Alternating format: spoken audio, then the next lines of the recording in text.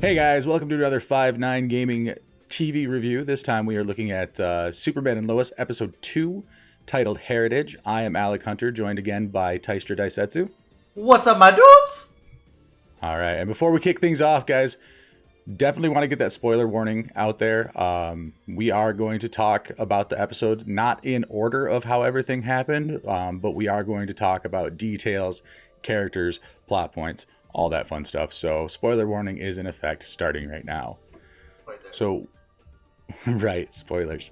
So when the episode kicks off, it starts with picking up from last week. The family decides to move to Smallville. So that's where we pick up. We have a great voiceover from Bitsy Tulloch, who plays Lois Lane, talking about how hard it is to leave a place that you love and all that. This is still leaning very heavily towards the fact that this is a family drama primarily and not a Superman action show. Although there is some good action. Oh yeah. But from that point, the episode kind of splits into 3 stories, all told intermingled. And so we're gonna break down each story.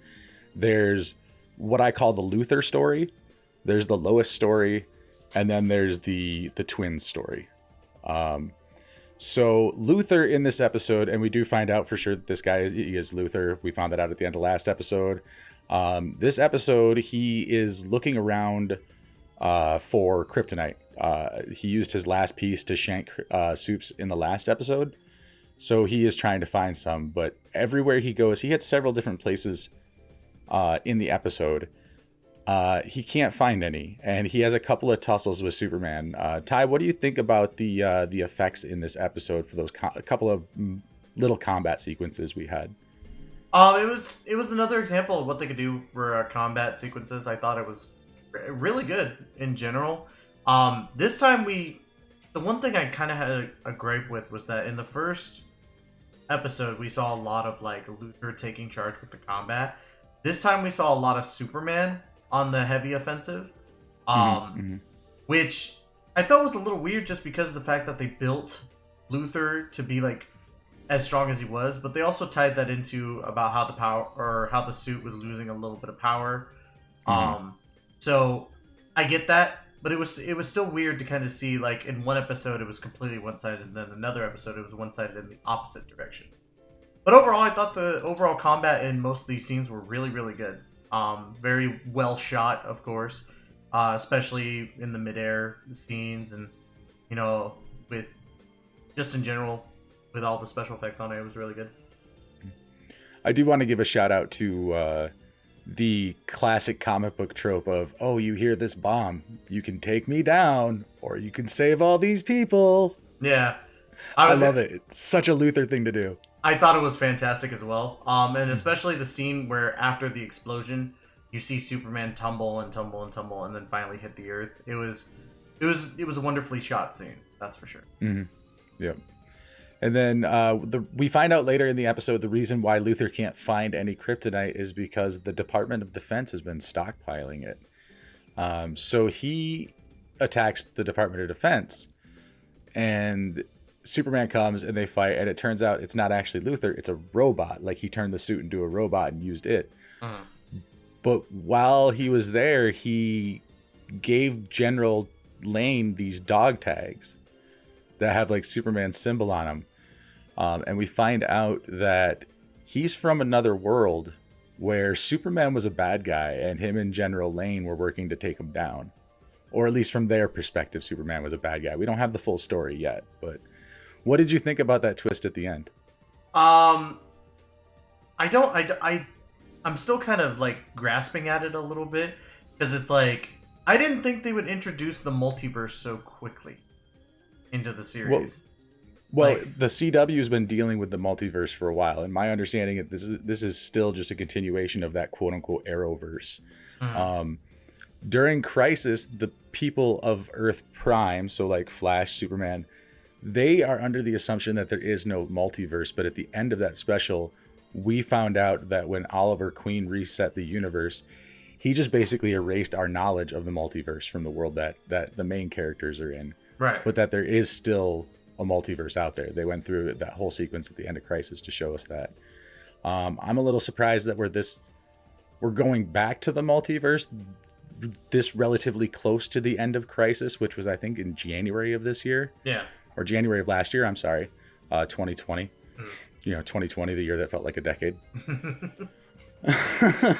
Well, ultimately what I meant was like, not that it was so quick, especially with it being a CW show. I meant more so like the announcement of the multiverse in the series. I thought it would be at least like 4 to 5 episodes in, but this is literally just the second episode.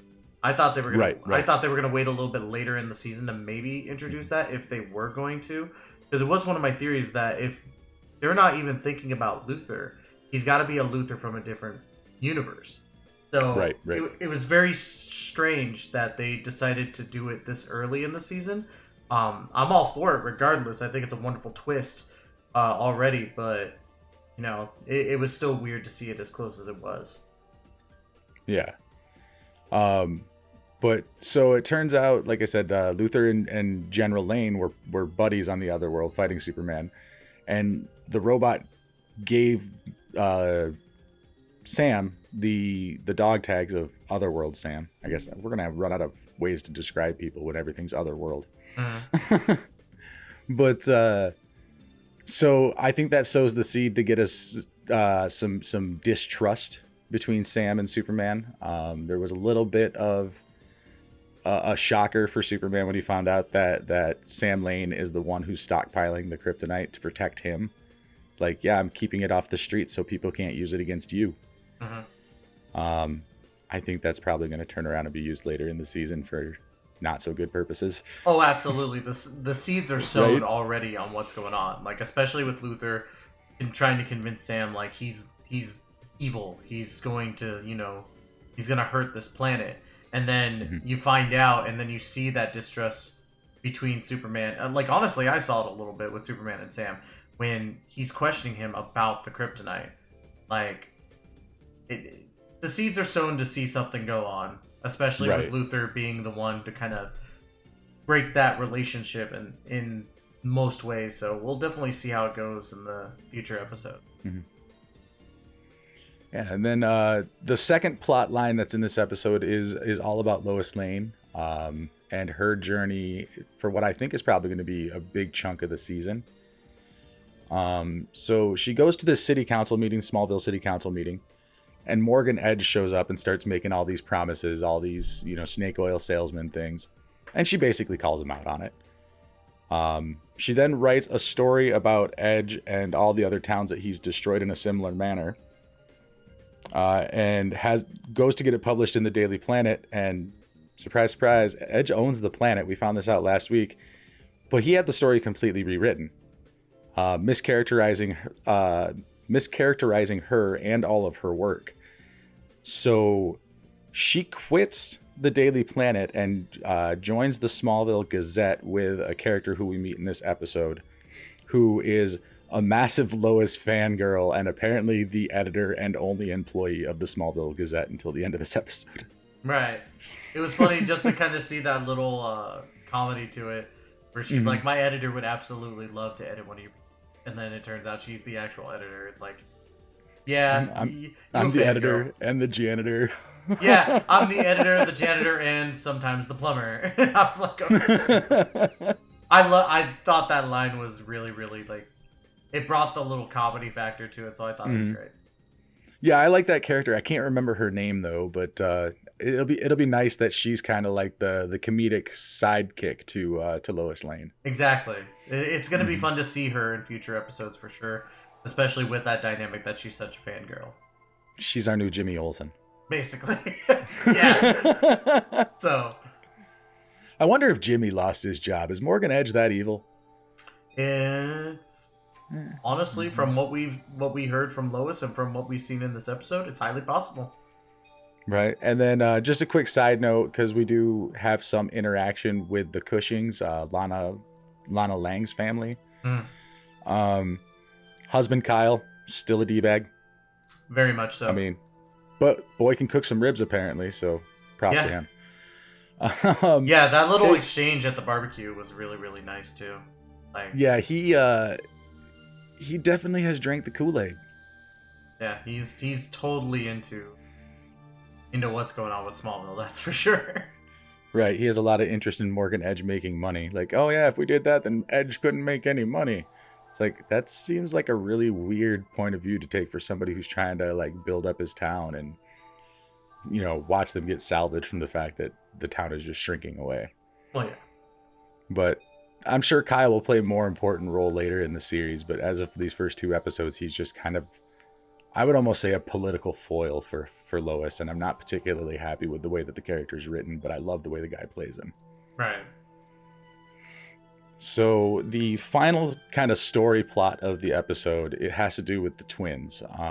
Because of the events of last week when Jordan kissed Sarah, I believe her name is. Yeah, Sarah. John goes to school. Well, I should probably preface this with, they don't let Jordan go to school because they're worried about his powers. But John goes to school without Jordan. They make a comment about how this is the first time either one of them's gone to school without the other one. Just some cute little brother twin things that I thought was, nice little touches to the episode. But John is immediately bullied, picked on by the other jocks at the school, the other football players. Like, they don't give him the playbook so he can try to learn the plays so he can try out for the team. And when he does go to try out for the team, they kind of sabotage him, it looks like to me, because it looks like he's trying to run plays, but he's running the wrong ones. I'm not a huge football fan. I don't particularly understand all that stuff. So X's and O's on paper to me. What about you, Ty? When it comes to the football thing, I can kind of give a little bit of clarification on it, especially since that every member of that team has a role to play. So it wasn't that he was running the plays wrong. It was more so that it showed that Jonathan had a weakness. And it was that while, yes, he's a good athlete, he's letting his real life stuff kind of affect him to where he's not studying properly on that playbook. He's more focused on what's going on with Jordan. Why am I, left out of the loop? And why am I having to do all this for Jordan? And he wants to prove himself. He wants to show that he's, special in his own way. So I don't think it was anything to do with running the plays wrong. I think it's more so that the combination of being on the football field with those guys that are constantly bullying him and trying to live up to his dad's standards in his own mind, and also dealing with Jordan's problems, is starting to weigh down on his shoulders, and we kind of see that later in the episode as well. Then, meanwhile, while John is dealing with all that stuff, Jordan gets a road trip to the Fortress of Solitude. Now, they don't call it the Fortress of Solitude by name in this episode, but any Superman fan worth their salt knows what an ice cavern is to Superman. It's the Fortress of Solitude. Right. So they go there and they do some tests, and there's a holographic projection of Jor-El, which I thought was fantastic. They kept that. It's a pretty constant thing in Superman lore that he can go and have, communication with his dead father through his sentience being in the fortress. But Jor-El is skeptical that Jordan will be able to store up enough energy to manifest his abilities at will like Superman does. I cannot remember the type of cells that he said, but basically he said that Jordan's human DNA prevents the Kryptonian cells from absorbing enough power to sustain his abilities. Yeah. When Jordan tells John this, John's like, that's BS. You saved me. There's something different about you. There's something special about you. So if nobody else is going to help you figure it out, I'm going to. Another good brother bonding moment. I thought those two really, really well acted for the young gentlemen that they are. Yeah, exactly. We were talking about that too with the actors for Clark and Lois. But it seems like the people that are paired up together have really, really good chemistry, especially those brothers. And you see that too, like I was saying, there was an argument before the Cushing's party where Jordan and Jonathan are basically fighting on the stairs, and then later on Jonathan pulls Jordan aside at the party and they're talking about, all that stuff. And then later on, Jordan goes to Jonathan's room and they're talking and trying to resolve their issues. It's a very nice dynamic between those two, and I absolutely love them. They got a great future in acting, that's for sure. Yeah. And then, Tyler and Bitsy, they have really good chemistry together, too. There was a scene where the two of them were sitting on the porch drinking a glass of wine talking about their day. I just love how he's all like, did you know your dad has a stockpile of kryptonite? And she's like, yeah, pretty much. Like it was no big. She's just like, yeah, this one bottle of wine's not gonna last very long, is it? And I was like, no, it's not. But yeah, which is funny because I don't think Superman can get drunk. Nope, probably not. He probably couldn't. But it's absolutely funny just to see the chemistry between these actors.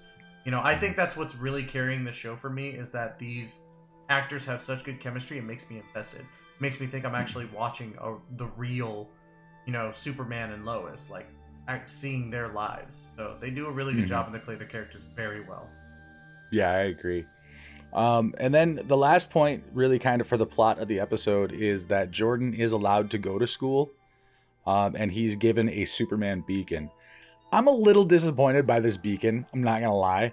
Like, why isn't it a watch? It looks so janky. I mean, it's this very conspicuous silver object that you have to pull out. It looks like a giant Zippo. Yeah, that's actually what I was gonna say. It looks like a giant lighter. It's so ridiculous, but like in the comic books, Jimmy Olsen just had to tap his watch and Superman would come running.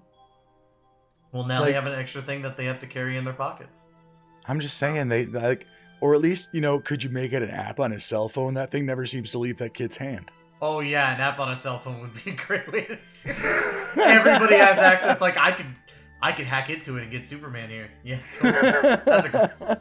But no, like it's true. Like the Zippo lighter thing is kind of a little old school. Mm-hmm. So, I mean, it's weird. It's weird. All right. Any other closing thoughts from you on today's episode or this week's episode? One thing I'd like to point out too, and this kind of stuck out to me, like the little details about this series is actually really good too. Like when Jordan goes to the Fortress of Solitude with Superman, you find out that he's named after Jor-El. And I thought that was a little nice touch for it. I was like, oh, that brings them a little closer in the family dynamic. I'm still liking the show. It's different for me. I think it's a lot more fun to watch because of that, humanizing Superman thing. So the more that we watch this, the more human you get to see Superman be. So are you still where you were last week at calling this an A rank series, like a if you were to give it a letter grade, like if it was a high school project? I give this an A-.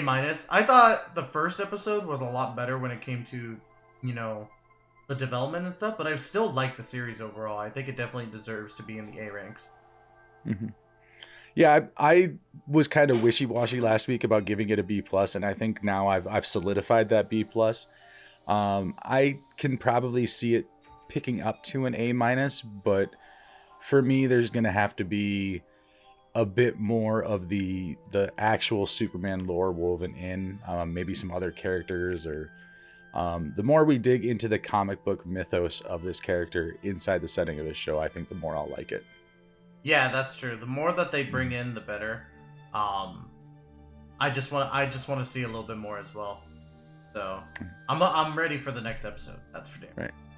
Absolutely, me too. But what about you guys? Are you guys ready for the next episode? And what are you currently thinking of the actors and the storylines? Let us know in the comments below.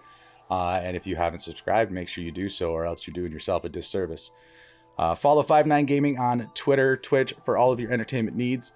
We will see you guys in the next one. Bye, guys.